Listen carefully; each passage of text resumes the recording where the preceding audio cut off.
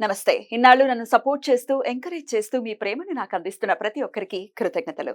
అలాగే ఈ వీడియో కూడా ఖచ్చితంగా మీకు ఉపయోగపడుతుంది. లైక్, షేర్ అండ్ సబ్స్క్రైబ్ చేసి మీ సపోర్ట్‌ని నాకు అందించండి. అలాగే ఈ వీడియో పట్ల మీకున్న అభిప్రాయాన్ని కామెంట్ సెక్షన్‌లో కామెంట్ చేసి తెలియజేయండి. ఇప్పుడు వీడియోని చూద్దాం. జీవితంలో రకరకాల సమస్యలతో బాధపడుతున్నారా? ముఖ్యంగా ఆర్థిక సమస్యలతో సతమతమవుతున్నారా? ఎన్నో పరిహారాలు చేసి అలసిపోయారా? మంచి మార్గం దొరకాలని కోరుకుంటున్నారా? అయితే రండి, విశ్వాన్ని ఎలా అడగాలో తెలుసుకుందాం. లా ఆఫ్ అట్రాక్షన్ క్లాసెస్ మీకోసం మన ఛానల్లో. వివరాల కొరకు సంప్రదించండి. నమస్తే, వెల్కమ్ టు అవర్ ఛానల్. నేను పద్మిని. ప్రస్తుతంతో పాటు ప్రముఖ ఆధ్యాత్మికవేత్త, astrologer, tarot card reader and Vedic nutritionist Shrimati Vanaja Ramashetti garu మనతో పాటు ఉన్నారు. మాట్లాడదాం. వనజ గారు నమస్తే అండి. నమస్తే అమ్మా పద్మిని. ఎలా ఉన్నారు వనజ గారు? నువ్వు? నేను బాగున్నాను వనజ గారు. వనజ గారు, రేపు సోమవారం ఎండ్ అవుతోంది. శ్రావణ మాసం ఎండ్ అవుతూనే సోమవతి అమావాస్యగా ఎండ్ అవుతోంది. మొదలవడం కూడా శ్రావణ సోమవారంతో మొదలయ్యి ఎండింగ్ కూడా అది ఎంత అద్భుతం కదా. Beautiful month actually. డెఫినెట్లీ 5 సోమవారాలు రావటము, 5 మంగళవారాలు రావటము అసలు అత్యద్భుతం. సోమవతి అమావాస్యగా వస్తోంది. అన్ని డేస్ కూడా అలాగే వచ్చాయి. త్రయోదశులు, ఈ రోజు త్రయోదశి, 2 శని త్రయోదశులు, 2 భాను సప్తమిలు, పంచమి, శుక్రవారం చాలా బాగా, గురువారం ఏకాదశులు, శుక్రవారం ఏకాదశి కూడా, శుక్రవారం ఏకాదశి, ఒకసారి ఏకాదశి శుక్రవారం, అవును, నెక్స్ట్ ఏకాదశి గురువారం. కాంబినేషన్స్ అద్దరిపోయాయి. అసలు చాలా బ్యూటిఫుల్ గా ఎండ్ అవుతుంది. డెఫినెట్ గా మెమరబుల్ మంత్ గానే ఉంటుంది ఇది. ఇంకాస్త మెమరబుల్ గా, లేకపోతే ఉన్నటువంటి ఇబ్బందుల నుంచి బయటపడాలి అని అంటే ఈ సోమవతి అమావాస్యని ఎలా వినియోగించుకోవచ్చు అంటారు? అయితే సోమవతి అమావాస్య అన్నది చాలా చాలా పవర్ఫుల్. మనం ఎలాగైతే శని అమావాస్యకి ఎంత ఇంపార్టెన్స్ ఇస్తామో సోమవతి అమావాస్య అంతకంటే పవర్ఫుల్ అన్నమాట. మనం ఏమంటాం, శని అమావాస్య అంటే ఉత్తి శని భగవానుడికి మాత్రమే ఎక్కువగా పూజలు అవి చేస్తూ ఉంటాం ఆ రోజు. ఏ గ్రహ దోషాలు ఉన్న వాళ్ళు శని అమావాస్య ఉన్నప్పుడు మనం ఓన్లీ శని భగవానుడికి మాత్రమే మనం దానాలు పూజలు అవి చేస్తూ ఉంటాం.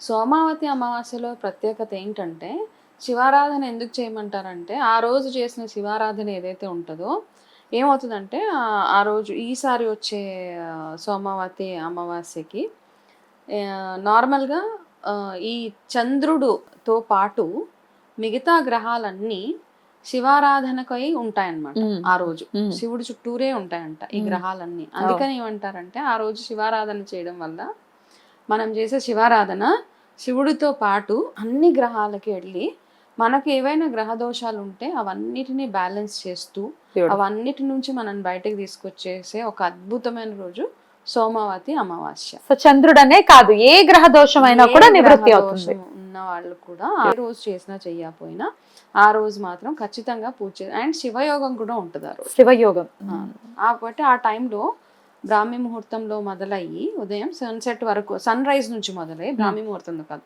సన్ రైజ్ నుంచి మొదలై సన్సెట్ దాకా ఆ రోజు శివయోగం ఉంది. కాబట్టి చక్కగా ఏవేవైతే ఈ రోజు చేసే దాన ధర్మాలు, పూజలు, మంచి కార్యక్రమాలు ఏదైతే ఉన్నాయో దానికి 1కి 100 రెట్లు ఫలితం మనకి వస్తుంది అన్నమాట. కాబట్టి ఈరోజు చేయాల్సిన ఆరాధన శివారాధనతో పాటు ఏవైతే గ్రహ దోషాలు, నవగ్రహాలు ఖచ్చితంగా శివారాధన చేస్తూ ఆ తర్వాత మీరు ఇమీడియట్గా చేయాల్సింది, నవగ్రహాల గుడి ఉన్నా కానీ నవగ్రహాల చుట్టూ తిరిగి మీకు ఎటువంటి గ్రహ దోషాలు ఉండకుండా చేయమని ఆ భగవంతుని కోరుకోవడమే ఇక్కడ. కాబట్టి ఈరోజు ఎంత టైం ఉన్నా లేకపోయినా కాసేపు అన్నమాట శివారాధన కోసం మనం కేటాయించాల్సిందే ఈరోజు. అద్భుతం. మరి ఎలా కేటాయించమంటారు, ఏం చేయమంటారు?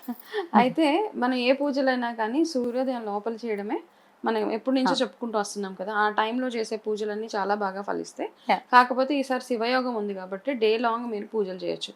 ఇంకా ఇంపార్టెంట్గా ఏంటంటే, మనము మన గతించిన వాళ్ళకి అంటే మన పితృదేవతలకు కూడా ఈరోజు చేసే దాన ధర్మాలు ఇవన్నిటినీ మాత్రం క్రమం తప్పకుండా ఈసారి మాత్రం చేయాల్సిందే.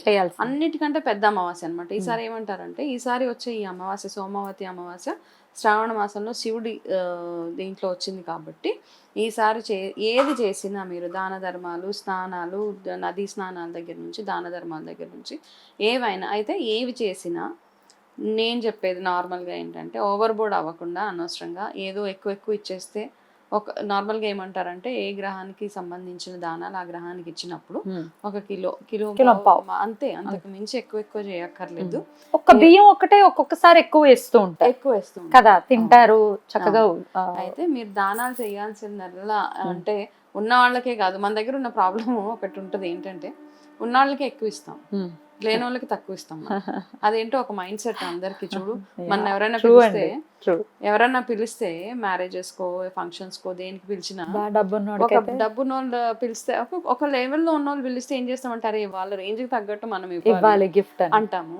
తక్కువ రేంజ్ లో ఉన్న వాళ్ళని అరే వీళ్ళకి ఏది ఇచ్చినా పర్వాలేదు అంటాము. యాక్చువల్ గా అవసరం ఎవరికి, వీళ్ళకే ఎక్కువ ఉంటది కదా. వాళ్ళకి ఇచ్చిన ఇవ్వకపోయినా డజంట్ మ్యాటర్ అసలు it doesn't make any difference. మీరు 1,00,000 రూపాయలు ఇచ్చినా తీసి ఇట్స్ వన్ అమాంగ్ ద అంటే వాళ్ళకు ఉన్న దాంట్లో అది ఒకటి. కానీ అదే కొంచెము తక్కువ స్థాయిలో ఉన్న వాళ్ళకి ఇస్తే మీ గురించి చెప్తూనే ఉంటారు, వాళ్ళకి హ్యాపీనెస్ ఇస్తుంది, అదొక ఆనందం ఇస్తుంది. కాబట్టి ఏది ఇచ్చినా మనము ఏ స్థాయికి తగ్గట్టు ఆ స్థాయి కాదు, ఏ స్థాయికి ఉన్నా అంటే తక్కువ స్థాయి వాళ్ళకి ఎక్కువ ఇవ్వడమే మనం చేయాల్సింది. ఆపోజిట్ లో చేయాలి, కరెక్ట్ చేయాలి.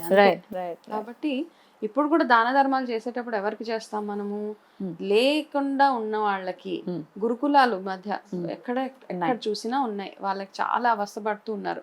అట్లాంటి ప్లేసెస్ లో ఇవ్వండి. ఇదే ఇవ్వాలి, బియ్యమే ఇవ్వాలి, పప్పులే ఇవ్వాలి అన్నీ కాదు, వాళ్ళకి ఎటువంటి అవసరం ఉందో అటువంటివన్నీ తీసుకెళ్ళి ఈ అమావాస్యకి ఖచ్చితంగా వాళ్ళకి ఇవ్వండి. ఇంకా మీ పెద్దల పేర్ల మీద మీరు ఏవైతే దాన ధర్మాలు చేయాలనుకుంటున్నారో అవి కూడా ఓల్డ్ ఏజ్ హోమ్స్ లో ఇవ్వచ్చు. తత్ఫలితం ఉంటుంది, 100% ఉంటుంది, 200% ఉంటుంది. మీరు నార్మల్ గా ఇచ్చిన దగ్గర 90% ఉంటే ఇలాంటి ప్లేసెస్ లో ఇచ్చినప్పుడు 200%. అంటే ఎవరికైనా ఏమైనా ఇచ్చినప్పుడు ఆ తృప్తి అనేది మనకి వాళ్ళు బ్లెస్ చేయాలి కదా, మనస్ఫూర్తిగా మిమ్మల్ని ఆశీర్వదించినప్పుడు మీరు చేసిన పుణ్యానికి డబుల్ ఫలితం దక్కుతుంది. కాబట్టి అట్లాంటి ప్లేసెస్ లో ఏమంటే నేను ఇదే ఇస్తాను ఇంతే ఇస్తాను అన్న ఇది కాదు. అంటే ఎక్కడ మీరు గుడిలో నార్మల్గా 1 కిలో పావు ఇవ్వాలంటే అక్కడ ఇచ్చేయండి, వచ్చేసేయండి. దాని తర్వాత ఇప్పుడు నిజంగా చూడాలంటే గుడిలో అవసరం లేదు. ఫ్రాంక్లీ స్పీకింగ్ గుడిలో కానీ ఒకప్పుడు బతకలేక బడి పంతులు ఇలా అనేవాళ్ళు, కానీ ఇప్పుడు అట్లాంటి కాన్సెప్ట్ లేదు. ఇప్పుడు కాలేజ్ లెక్చరర్స్ కానీ ఎవరికి చూసినా everybody is in top positions అనమాట. ఎడ్యుకేషన్ ఫీల్డ్ కానివ్వండి, టెంపుల్స్ లో కానివ్వండి, అందరూ బాగా ఎర్న్ చేస్తున్నారు. లేని వాళ్ళు ఎవరైనా ఉన్నారు అంటే నిజంగా ఉన్నారు కొన్ని ప్లేసెస్ లో. అట్లాంటి ప్లేసెస్కి వెళ్ళి ఈ అమావాస్యని చక్కగా మీరు చేసే మంచి సోషల్ యాక్టివిటీస్కి, సోషల్ సర్వీస్ కి ఉపయోగించుకుంటే బాగుంటదని నా పర్సనల్ ఒపీనియన్. బ్యూటిఫుల్. ఎంత ఇప్పుడు ఒక బియ్యం బస్తా ఇవ్వాలి ఓల్డ్ ఏజ్ హోమ్ లో ఎంత అయిపోతుంది, మహా అయితే 2,000 అవుతుంది. అవును, అంతకు మించి ఏం అవ్వదు. అంటే ఒక్కసారి మనం ఓల్డ్ ఏజ్ హోమ్ కి వెళ్ళి చూస్తే పద్మిని ఒక రోజు అక్కడ స్పెండ్ చేస్తే ఓకే, అంటే ఓల్డ్ ఏజ్ హోమ్స్ ఎందుకు ఉన్నాయి, ఉండక్కర్లేదు, ఇవన్నీ డిఫరెంట్ కాన్సెప్ట్ అనమాట. వాటి గురించి ఎందుకంటే నాకేమనిపించింది అంటే నేను చాలా ప్లేసెస్ కి వెళ్ళి చూసిన తర్వాత ఓకే ఉంటా, అట్లీస్ట్ వాళ్ళకి ఒక షెల్టర్ దొరుకుతుంది. అవి ఓల్డ్ ఏజ్ హోమ్స్ తీసేయండి ఇవన్నీ ఒకప్పుడు నేను కూడా మాట్లాడాను, కానీ నాకు అనిపించింది అది లేకపోతే ఇంకెక్కడ ఉంటారు వాళ్ళు. అట్లీస్ట్ వాళ్ళ ఏజ్ గ్రూప్ వాళ్ళు ఉంటారు, 4 మాటలు మాట్లాడుకుంటారు, కష్టం ఉన్నప్పటికీ అట్లా పెట్టడం అనేది మొమ్మాటికి తప్పే.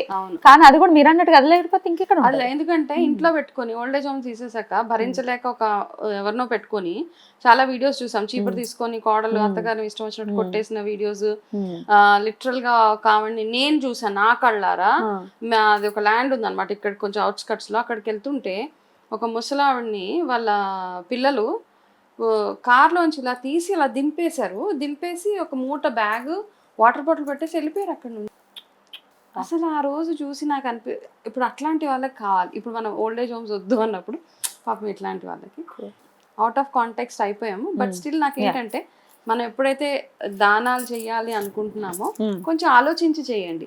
దానం చేసేయమన్నారు కదా ఎవరు పడితే వాళ్ళకి చేసేస్తాం అన్నట్టుగా కాకుండా అవసరమైన వాళ్ళకి కొంచెం ఆలోచించండి. గివ్ ఇట్ అ థాట్, ఒక థాట్ ప్రాసెస్ బాగా ఉంచుకుని వాళ్ళకి మాత్రం ఇచ్చేలాగా చూసుకుంటే చాలా బ్యూటిఫుల్ గా ఉంటాయి. దాంతో పాటు ఈ రోజు చేసే మీరు శివారాధన ఏదైతే ఉంటుందో అభిషేకాలు ప్రత్యేకించి అన్ని అభిషేకాలు చేసుకోండి. ఏమంటారంటే తేనెతో అభిషేకం చేస్తే ఆయుష్ పెరుగుతుంది, బెల్లంతో చేస్తే ఇంకా అలా ఆరోగ్యం బాగుంటది.